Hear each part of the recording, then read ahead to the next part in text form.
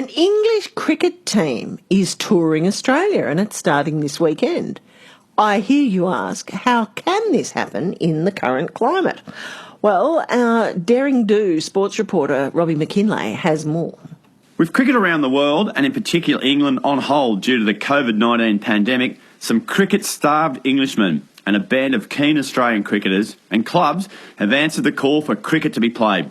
Yes, cricket is on, and Dice Cricket is coming to Australia with a virtual tour by Riding Mill Cricket Club about to commence.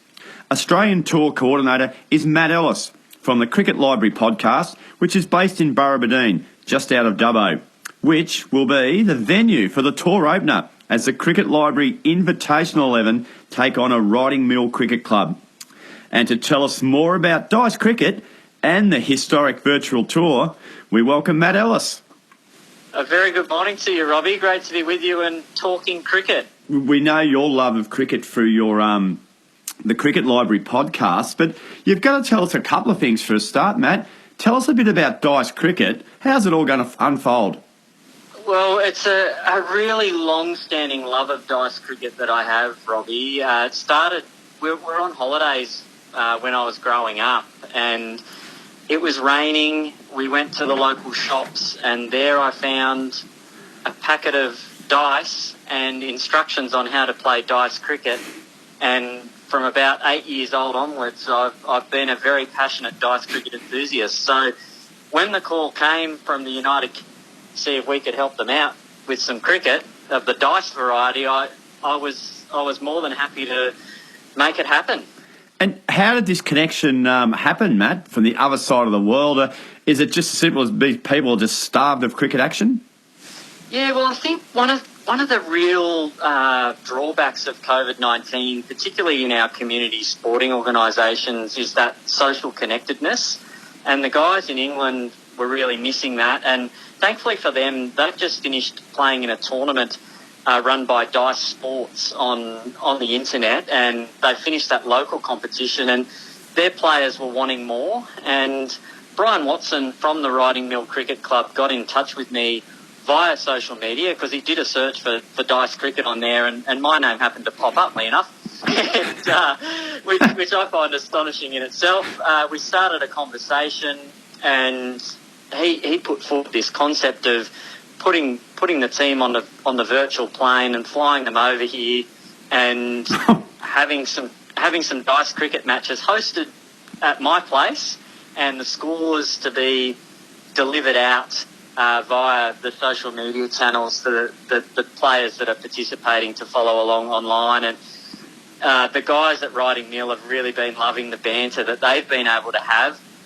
from the comfort of their own home, I guess, in their WhatsApp groups, and that banter's flowing thick and fast as the games unfold. Well, Matt, I can just hear all our listeners saying, OK, how does dice cricket work? You better tell us the rules, Matt. Yeah, so it's a fairly basic concept. You need a dice for starters. Funnily enough, dice cricket requires a dice, and you list your team in batting order and write it out on a traditional score sheet if you like. But what I used to do, I just used to have a little notebook that I used to write up my scorecards in, and you roll the dice, and the numeric value on the dice represents what happens on that particular delivery. So, for example, you roll a 1, it's a single. You roll a 3, it's 3 runs. The difference being when you roll a 5 is that constitutes an appeal for a wicket. And when you roll a 5, after that happens, then you roll the dice again to determine what the mode of dismissal is. So whether it's bowled, LBW, caught by the wicket keeper, or in some instances not out. So that second roll of the dice after a 5, a lot of tension and anticipation around that to see if the batter will continue at the crease. Matt, tell me, what is a good score that you might set if you bat, and how many overs do you play in dice cricket?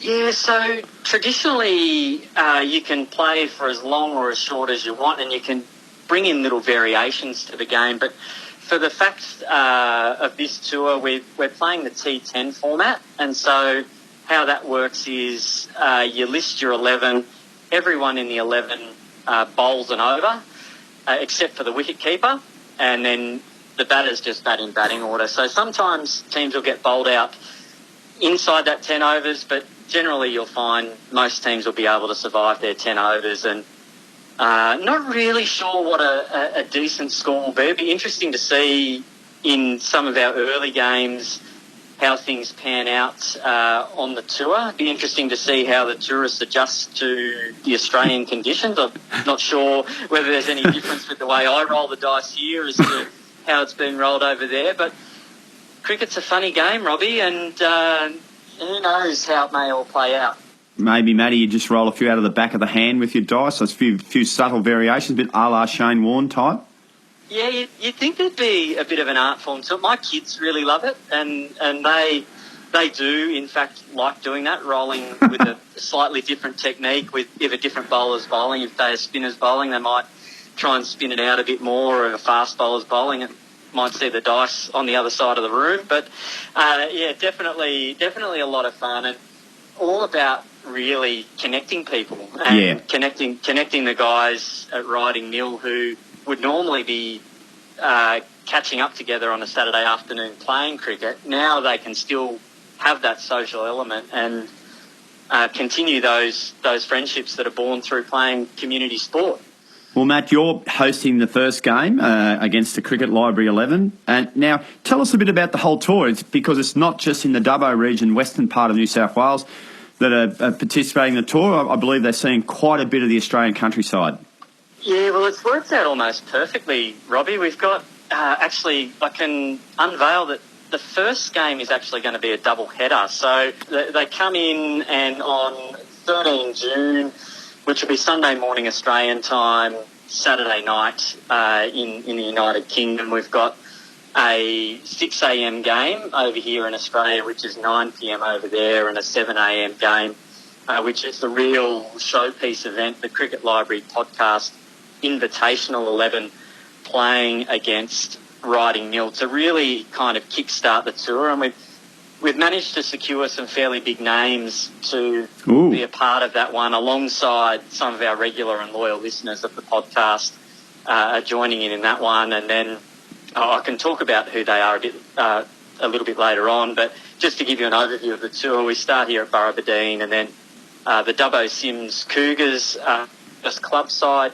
to play. They're the current first grade premiers in Dubbo. Yep. We go across to Wagga for the Wagga Wagga RSL Bulldogs, then down to Sydney for Kissing Point Cricket Club, and the UTS North Sydney District Cricket Club Team of the Decade are going to line up on June 27, which is a massive coup for the tour to have one of the premier cricket clubs in Sydney putting up a big list like that.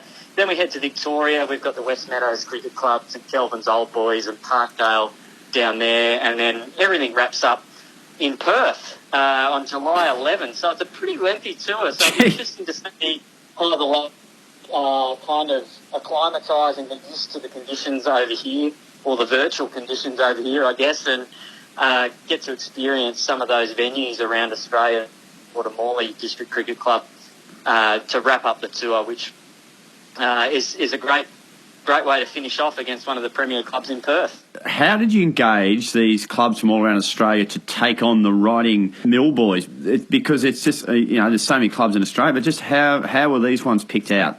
Brian Watson, he's done a tremendous job in contacting clubs all around the place. He's been very passionate about dice cricket. He only recently discovered the game, and he's been contacting clubs. I've been contacting clubs, and slowly we've been penciling clubs in to put them on the tour.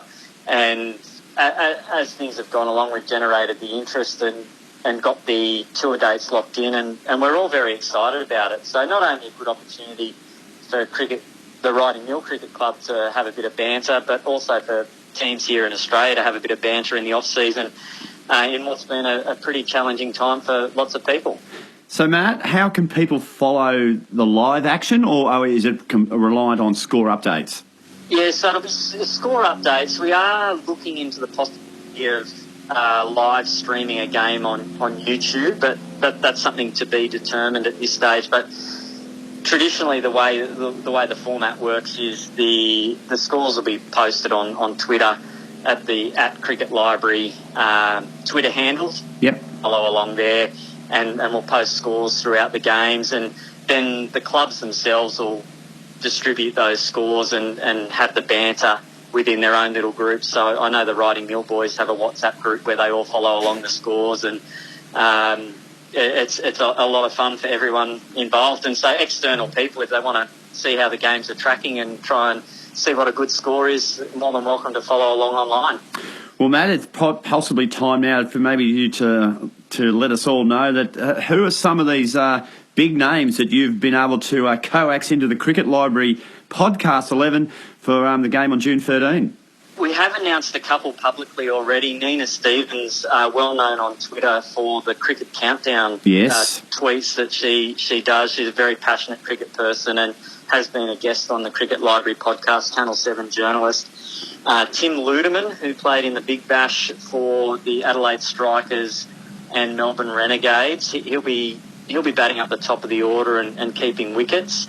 And then a big announcement, this one, there's an international flavour to the team. We've managed to secure the services of Daryl Tuffy, former New Zealand international, played across all three formats and played in a number of World Cup campaigns.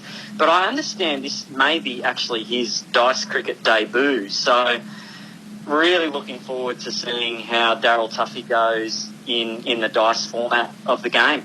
Gee whiz. And look, I gathered, Matt, from being an avid listener, I must confess, of the Cricket Library podcast, but Nina Stevens, Tim Ludeman and Daryl Tuffy have all been one of many wonderful people you've chatted to over the last year or so. And your most recent one being former South African cricketer Johan Botha. So, Matt, I suppose it's a nice little temptation to be able to engage the service of those players and people.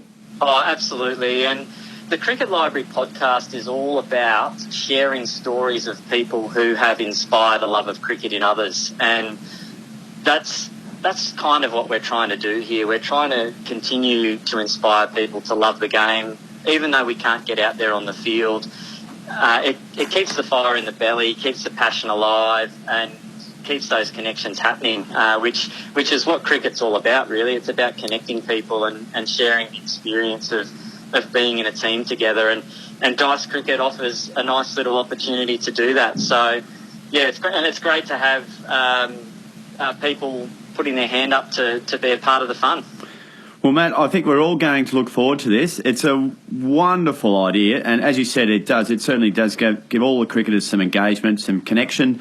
We look forward. Good luck now. I know you've been a coordinator of the tour, but I believe also that you've, some may say self-appointed, but you're going to be coaching the Burrabadeen 11 and also the Cricket Library podcast for the tour opener. Yeah, it's going to be an interesting experience, hosting the games and being the coach of Dean 11 and the Cricket Library Podcast 11. I can assure everyone I will be impartial and make sure that the rolling happens, the rolling that happens is all above board there. But I thought it's probably better for me not to play in the 11, but to extend that opportunity to others to do that. But it's thrilled to see how both the Burrabadeen 11 and the Cricket Library Podcast 11 go. And get a bit of a taste of where Riding Mill are at. Because being on tour is tough, Robbie. Coming over and acclimatising, getting used to the conditions, it's all part of the experience. So that'll give us a pretty good form guide as they start to commence their games against the club sides throughout the coming month. Well, Matt, we wish you well with it. Good luck in the first games over the weekend. We will follow this with a lot of interest. And, and a big welcome, of course, big Australian welcome to the Riding Mill Cricket Club. I hope they enjoy the tour. And, Matthew, thanks for your time. Absolute pleasure, Robbie. And for all of you listening out there, all you need is a dice and a bit of paper, and you can enjoy the fun as well. You can play your own games at any time, and it's a great way to keep your love of the game going. There we go. Matt Ellis from the Cricket Library podcast, and he's got a big tour match opener against the Riding Mill Cricket Club this weekend. Now, they put a call out for games. They're going to be playing virtual dice cricket, taking on teams from Dubbo, Wagga, Sydney, Melbourne and Perth. And you can follow them at Cricket Library on Twitter, or the podcast Cricket Library on ABC Riverina.